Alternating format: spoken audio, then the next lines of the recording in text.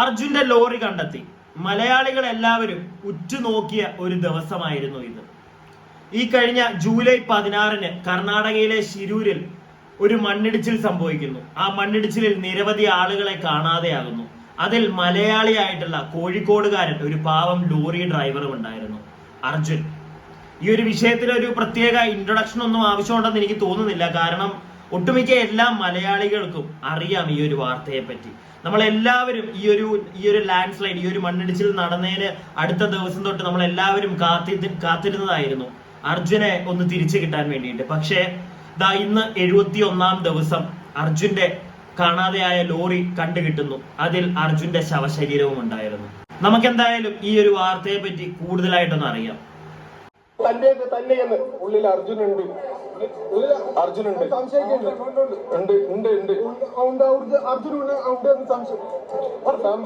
അതാ കാണുന്നതാ, കാണുന്നുണ്ട്, ഉണ്ട് അർജുനുണ്ട്. കൃത്യമായ സ്ഥിരീകരണം വന്നിരിക്കുന്നു. ലോറി അർജുന്റേത് തന്നെയാണ്, അത് മനാഫിന്റെ ലോറി തന്നെയാണ്. അതിൽ നിന്ന് അർജുന്റെ ബോഡി പോലും അതിലുണ്ട് എന്നാണ് ഇപ്പോൾ മനാഫ് പറഞ്ഞിരിക്കുന്നത്. ഏതായാലും അർജുന്റെ ട്രക്കും അതോടൊപ്പം തന്നെ അർജുന്റെയും കണ്ടെത്തിയിരിക്കുന്നു. കഴിഞ്ഞ 2 മാസത്തോളമായി കാത്തിരുന്ന ആ വിവരങ്ങളാണ് ഇപ്പോൾ ലഭ്യമാവുന്നത്. അർജുന്റെ ട്രക്കും ഗംഗാവാരി പുഴയിൽ നിന്ന് അർജുനെയും കണ്ടെത്തിയിരിക്കുന്നു. ഈ മണിക്കൂറുകളിൽ 4ാം ഘട്ട ദൗത്യത്തിന്റെ 6ാം ദിവസത്തിലാണ് ഇത്തരത്തിലുള്ള കണ്ടെത്തലിലേക്ക് എത്താൻ കഴിഞ്ഞിരിക്കുന്നത്. ഇന്ന് രാവിലെ 11 മണിയോട് കൂടിയാണ് ഈ ട്രക്ക് ലൊക്കേറ്റ് ചെയ്യുകയും അവിടെ വൂക്ക് ചെയ്യുകയും ചെയ്തിരിക്കുന്നത്. ഏതായാലും അതിവൈകാരികമായ നിമിഷം തന്നെയാണ് എന്ന് വേണം പറയാൻ. 2 മാസത്തിന് ശേഷമാണ് അർജുന്റെ വാഹനം കണ്ടെത്തിയിരിക്കുന്നത്. ട്രക്ക് പുറത്തേക്ക് എത്തുമ്പോൾ അതിനകത്ത് മൃതദേഹമുണ്ട് എന്നാണ് മനാഫ് പറയുന്നത്. മുഴുവൻ മാധ്യമ പ്രവർത്തകരും അവിടെ ഉണ്ട്. അതിനുള്ളിൽ അർജുനും ഉണ്ട്. നമ്മളിത് എത്രയോ കാലായിട്ട് എല്ലാരോടും പറയണ്ടേ, ആ വണ്ടിന്റെ ഉള്ളിൽ അർജുനുണ്ട്, വണ്ടിന്റെ ഉള്ളിൽ നിന്ന് എവിടെയും പോകില്ല അർജുന്. എത്രയോ പ്രാവശ്യം എല്ലാരോടും പറഞ്ഞാണ്, ആർക്കും വിശ്വാസം വന്നില്ല. വളരെയധികം ജീർണിച്ച ഒരു അവസ്ഥയിലാണ് അർജുന്റെ ആ ഒരു മൃതശരീരം ആ ഒരു ട്രക്കിനകത്തുനിന്ന് പുറത്തേക്ക് ഇറക്കിയിരിക്കുന്നത്. മൃതശരീരം എന്നൊന്നും പറയാനില്ല. നിങ്ങൾക്ക് അറിയാമായിരിക്കും, ഇത്രയും ദിവസം 71 ദിവസത്തോളം വെള്ളത്തിനടിയിൽ കിടന്ന ഒരു മൃതശരീരമാണ്. സോ അതുകൊണ്ട് തന്നെ വലുതായിട്ടൊന്നുമില്ല. എന്തായാലും നമുക്ക് പ്രാർത്ഥിക്കാം അർജുന്റെ ആ ഒരു ആത്മാവിന് വേണ്ടിയിട്ട്, അതുപോലെ തന്നെ അർജുന്റെ ഫാമിലിക്ക് വേണ്ടിയിട്ട്.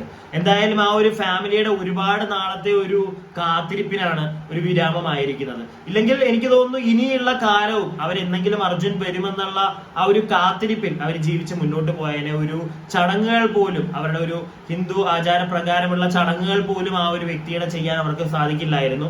എന്തായാലും അതിനൊക്കെ വിരാമം ഇട്ടിട്ടാണ് ഇപ്പൊ എന്തായാലും അർജുന്റെ ജീർണിച്ചതാണെങ്കിലും ആ ഒരു ശരീരം കണ്ടെത്തിയിരിക്കുന്നത്. കുറച്ചും കൂടെ ഉണ്ട്, നമുക്കൊരു വാർത്തയുടെ അപ്ഡേറ്റ്സ് നമുക്ക് കാണാനുണ്ട്.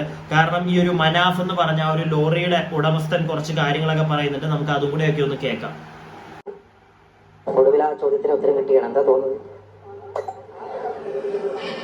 ഇതിലൂടെ സന്തോഷം എന്തായാലും എനിക്കില്ല, കിട്ടിയ സമാധാനമുണ്ട്. കാരണം ഓരോ ദിവസവും മെനക്കെട്ട വിഷയമാണ്. കിട്ടണം മര്യാദയ്ക്ക് ഉറങ്ങിയിട്ട് 7 ദിവസമായി. ഇത് ഏതായാലും കിട്ടിയല്ലോ. ഒന്ന് കുറെ ആളിനെ വിമർശിച്ചിരുന്നു. ഓര് കാണട്ടെ, ഇതിനുള്ളിൽ ചന്ദ്രനുണ്ടോ, ഓനെ കൊണ്ടേ ഇവിടെ കൊന്നോ ഒക്കെ നോക്കട്ടെ. എന്നിട്ട് കുറെ ചാനലുകാരുണ്ട്, ഓരോ പിന്നിൽ ഞാൻ എന്തായാലും പോകും.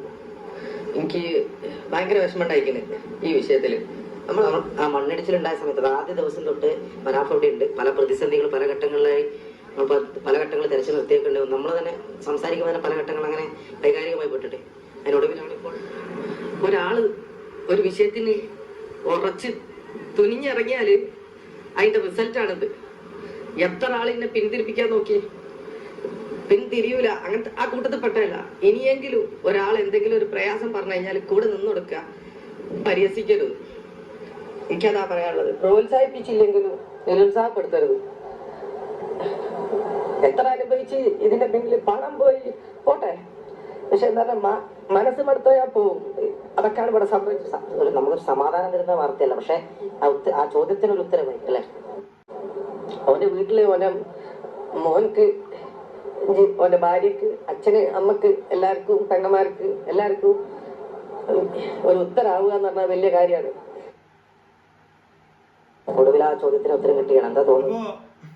അർജുനെ കാണാതായി കുറച്ച് ദിവസങ്ങൾക്ക് ശേഷം ഈ ഒരു മനാഫ് എന്ന് പറയുന്ന ഒരു വ്യക്തി അവിടെ എത്തുകയും ഇദ്ദേഹത്തിന്റെ വണ്ടി എന്താണെങ്കിലും കണ്ടെത്തണം എന്നുള്ളൊരു കാര്യത്തോടൊക്കെ ഇയാൾ മുന്നിട്ടിറങ്ങി നിൽക്കുകയും ഒക്കെ ചെയ്യുന്നത് നമ്മൾ കണ്ടിട്ടുണ്ടായിരുന്നു. ആ ഒരു സമയത്ത് പലതരത്തിലുള്ള വാർത്തകൾ ഇവിടെ പ്രചരിക്കുന്നുണ്ടായിരുന്നു.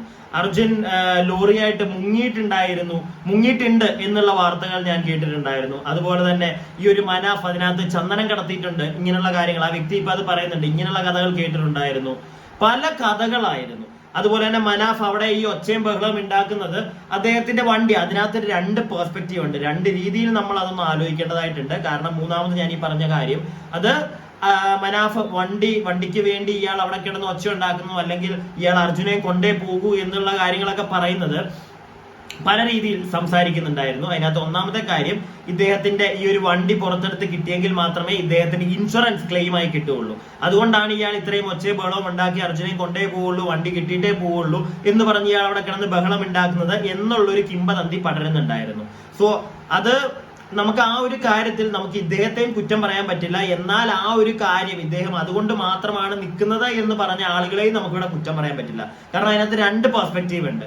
ഒന്ന്, അതൊരു സത്യമായിട്ടുള്ളൊരു കാര്യം. ഇദ്ദേഹത്തിന്റെ വണ്ടിയുടെ പാർട്ടുകൾ ഞാൻ അറിഞ്ഞത് വെച്ചിട്ടാണ്, എനിക്ക് അതിനെപ്പറ്റി വലിയ മറ്റേ അറിവൊന്നുമില്ല, ഞാൻ അറിഞ്ഞത് വെച്ചിട്ട് ഈ ഒരു ആക്സിഡന്റ് നടന്നാൽ ആ ആക്സിഡന്റിന്റെ എന്തെങ്കിലും ഭാഗങ്ങൾ കിട്ടിയിട്ടുണ്ടെങ്കിൽ മാത്രമേ ഇൻഷുറൻസ് ഒക്കെ ക്ലെയിം ആയി കിട്ടുകയുള്ളൂ. സോ അങ്ങനെ ഒരു സത്യാവസ്ഥ ഉള്ളത് കൊണ്ടായിരിക്കാം ഒരുപാട് ആളുകൾ ഈ ഒരു കാര്യം പറഞ്ഞത്. ഇദ്ദേഹം അതുകൊണ്ടാണ് അവിടെ കിടന്ന് ഒച്ചയും ബഹളവും ഉണ്ടാക്കുന്നത്, അർജുനെ കൊണ്ട് പോകുള്ളൂ, വണ്ടി കൊണ്ടേ പോകുള്ളൂ എന്ന് പറയുന്നത് എന്ന് കുറെ ആളുകൾ പറഞ്ഞതിനോട് നമുക്ക് തള്ളി പറയാൻ പറ്റില്ല. ഒന്നതുണ്ട്. പിന്നെ നമുക്ക് ഇദ്ദേഹത്തിന്റെ മനസ്സിലിരിപ്പ് എന്താണെന്ന് മനസ്സ് ചുഴിഞ്ഞു നോക്കാനൊന്നും പറ്റില്ല. പിന്നെ അദ്ദേഹം പറയുന്ന ഒരു കാര്യം, അദ്ദേഹത്തിന്റെ ഒരു ഡ്രൈവർ അദ്ദേഹത്തിന്റെ ഒരു ജോലിക്കാരനെ പോലെയല്ല, അദ്ദേഹത്തിന്റെ ഒരു സുഹൃത്തിനെ പോലെയാണ്. അതുകൊണ്ട് തന്നെ അദ്ദേഹത്തിന്റെ ഭാര്യയ്ക്കും അമ്മയ്ക്കും ഒക്കെ അമ്മയ്ക്ക് കൊടുത്ത വാക്കാണ് മെയിൻലി. അതുകൊണ്ടാണ് ഞാൻ അർജുന്റെ ശവശരീരം കൊണ്ടേ പോകുള്ളൂ എന്ന് പറഞ്ഞ അയാൾ നിൽക്കുന്നതിന് അങ്ങനെ ഒരു കാരണം കൂടെ ഉണ്ട് എന്ന് മനാഫ് പറയുന്നുണ്ട്. സോ നമുക്ക് തള്ളി പറയാൻ പറ്റില്ല അദ്ദേഹത്തെ.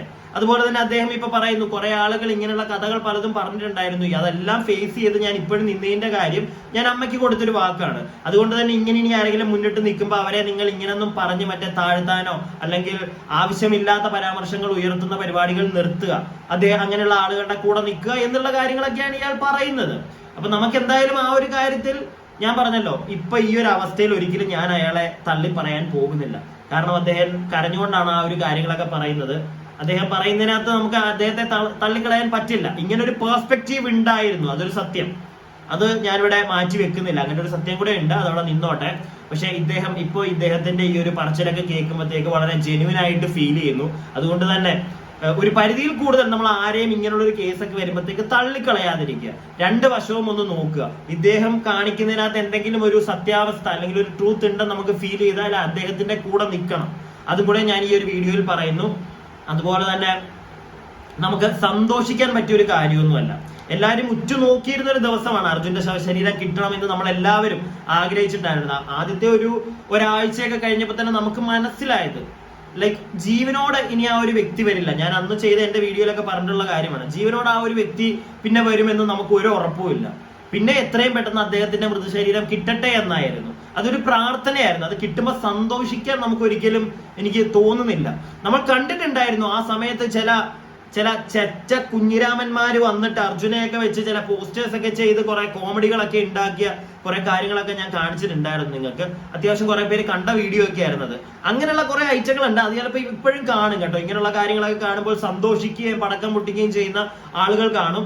അവന്മാരോടൊന്നും പറഞ്ഞിട്ട് കാര്യമില്ല, എനിക്ക് പ്രത്യേകിച്ചൊന്നും പറയാനില്ല. അങ്ങനെയുള്ള പിതാമഹന്മാരായിട്ടുള്ള ആൾക്കാരോട് സത്യം പറഞ്ഞു കഴിഞ്ഞാൽ എനിക്ക് സന്തോഷിക്കാൻ പറ്റുന്നില്ല ഈ ഒരു കാര്യത്തിൽ. സങ്കടം മാത്രമാണ്, പ്രത്യേകിച്ച് ആ വ്യക്തിയുടെ ഫാമിലിയെ കുറിച്ച് ആലോചിക്കുമ്പോഴത്തേക്ക്. ഞാൻ ഇനി എൻ്റെ ഒരു പെർസ്പെക്റ്റീവ് പറയാം. നിങ്ങൾക്ക് എത്ര പേർക്ക് അത് കണക്ട് ആവുമെന്ന് എനിക്കറിയില്ല. കാരണം എന്നെ സംബന്ധിച്ച് ആ വ്യക്തിയുടെ മൃതദേഹം കിട്ടണ്ടായിരുന്നു എന്ന് തന്നെ ഞാൻ ആഗ്രഹിക്കുന്നത്. കാരണം നമുക്കിപ്പോ ഞാൻ നേരത്തെ പറഞ്ഞ കണക്ക് തന്നെ അദ്ദേഹത്തിന്റെ ഫാമിലിക്ക് ഒരു ഹിന്ദുമത ആചാരപ്രകാരം ചടങ്ങ് ചെയ്ത് ആത്മാവിന് ശാന്തി കൊടുക്കും, ഇങ്ങനത്തെ കുറെ കാര്യങ്ങളൊക്കെ ഉണ്ട് ഇല്ല എന്നൊന്നും ഞാൻ പറയുന്നില്ല. പക്ഷെ എന്നാലും ഒരു പ്രതീക്ഷ എന്നും ചിലപ്പോ അർജുന്റെ കുഞ്ഞ് മകനാണെങ്കിലും അർജുന്റെ അമ്മയ്ക്കാണെങ്കിലും അർജുന്റെ ഭാര്യയ്ക്കാണെങ്കിലും പോയി എന്നൊരു 99% അറിയാമെങ്കിലും ബാക്കി 1% അവർക്കൊരു ആശ്വാസം കിട്ടിയേനെ, എന്തെങ്കിലും ആ ഒരു വ്യക്തി തിരിച്ചു വരുമെന്ന്. ആ ഒരു പ്രതീക്ഷയും കൂടെയാണ് ഇപ്പൊ ഇല്ലാതായിരിക്കുന്നത്. എൻ്റെ ഒരു പെർസ്പെക്റ്റീവ് ആണ് കേട്ടോ, ചിലപ്പം തെറ്റായിരിക്കാം. പക്ഷെ ഒരു സമാധാനം ചിലപ്പോൾ ആ കുടുംബത്തിനുണ്ടായേനെ, കാത്തിരുന്നേനെ, എന്തെങ്കിലും വരുമെന്ന് വിചാരിച്ചു. ഇതിപ്പോ ഒരു കാത്തിരിപ്പില്ലാതായി, മനസ്സിലായില്ലേ? എനിക്ക് തോന്നിയൊരു കാര്യം, കാത്തിരിപ്പിനെക്കാട്ടിലും ഒരു സിനിമയിലൊക്കെ പറഞ്ഞ പോലെ കാത്തിരിപ്പിനെക്കാട്ടിലും വലിയ സങ്കടം അവർ കാത്തിരിപ്പില്ലാതാകുന്നു എന്നറിയുമ്പോഴല്ലേ. ഈ ഒരു അർജുന്റെ ഈ ഒരു വിഷയത്തിൽ നമ്മുടെയും അർജുന്റെ കുടുംബത്തിന്റെയും ആ ഒരു കാത്തിരിപ്പ് ഇവിടെ ഇല്ലാതായിരിക്കുകയാണ്. അർജുൻ എന്ന് പറഞ്ഞ വ്യക്തി ഇനി കുറച്ച് ചിലപ്പോൾ കൂടിപ്പോയി കഴിഞ്ഞാൽ ഒരു മാസമോ വല്ലതൊക്കെ ചിലപ്പോൾ നമ്മൾ ഓർത്തിരിക്കുമായിരിക്കും. അത് കഴിയുമ്പോൾ അതും അവിടെ കഴിയുകയാണ്. എന്താണെങ്കിലും അർജുന്റെ കുടുംബത്തിന് നല്ലത് വരട്ടെ. എൻ്റെ ഒരു പ്രാർത്ഥന ഇപ്പം അത് മാത്രമേ ഉള്ളൂ. നാളെ മിക്കവാറും നാട്ടിലേക്ക്, കോഴിക്കോടിലേക്ക് എത്തിക്കും. അധികം വെച്ചോണ്ടിരിക്കുമെന്നൊന്നും എനിക്ക് തോന്നുന്നില്ല. ആ ഫാമിലിക്ക്, ആ കുടുംബത്തിന് ഇതെല്ലാം താങ്ങാനുള്ള ഒരു മനക്കെട്ടി കിട്ടട്ടെ. അതുപോലെ തന്നെ നമ്മൾ വേറൊരു കാര്യം ഇവിടെ പറയാനായിട്ടുണ്ട്.